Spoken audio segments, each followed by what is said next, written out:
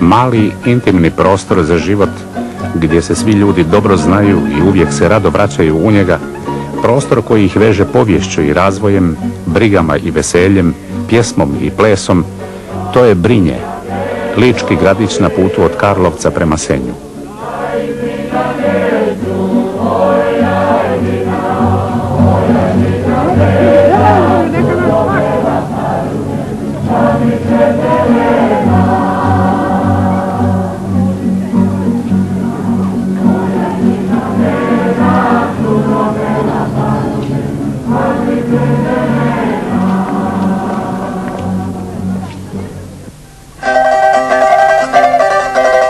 Stari grad, utvrda Sokolac, danas već ruševina, podignut je na mjestu gdje je nekada davno bilo rimsko naselje Monecijum. U svojoj burnoj povijesti on je više puta mijenjao gospodare. Pripadao je Gatskoj župi sa sjedištem u Otočcu, pa knezovima Frankopanima i zatim Senjskoj kapetaniji. Zbog ruševnog stanja napušten je godine 1835.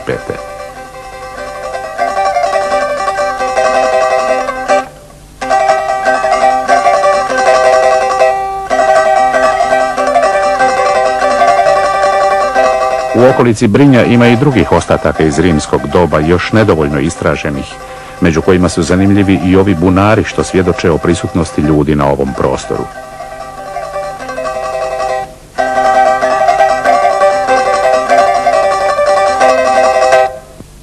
Nalazimo se na mjestu kapele Svetoga. U ovoj okolini, šta vidimo, ovaj breg, to je bio veliki kumac i ovo polje danas se zove po toj šumi Hrastovac.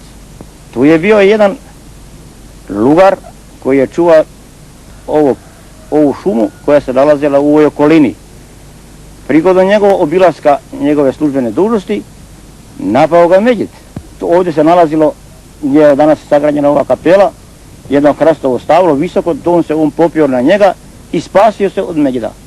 Prigodom toga, kad je medvjed navodno se otklonio, on je sašao van i izišao i tu je se zavjetovao da bi napravio jednu kapelu na ovom mjestu.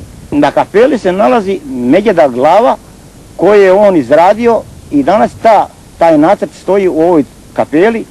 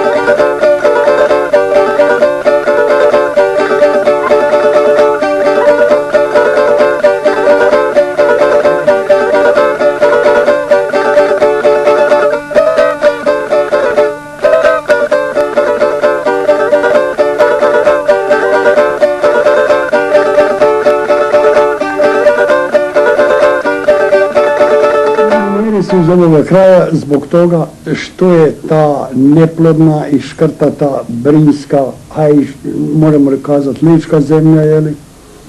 Pa su Brinjaci odlazili većinom u strane države, Njemačku, Ameriku, Francusku, tako da bi se čim više zaradili, iako je to težak bio posao i rad, jeli?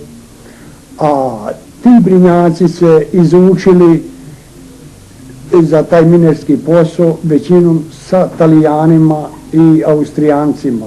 I danas se zove uvek taj nadimak tunelskih te podgrade, radova, sve talijanski i austrijski naziv, jeli, raznih tih podgrada, dijelova i šta ja znam. Zato su ti Brinjaci otišli tamo gdje se najbolje zarađuje, jeli, da bi si svoju familiji čim više, jeli, pridonijeli, jeli, novaca, odjeće i šta ja znam. Zato kažem ja uvijek i to, i žao mi je, jeli, šta su ti ljudi, pradjedovi naši odilazili, dolazili, pa i ja evo sada, skoro šta sam sad u penziji, jeli, sad sam i ja s tim prekinul. I svuda smo izgradili i pruge, i željeznice, željezničke pruge, ceste, ali nažalost samo sebi nismo.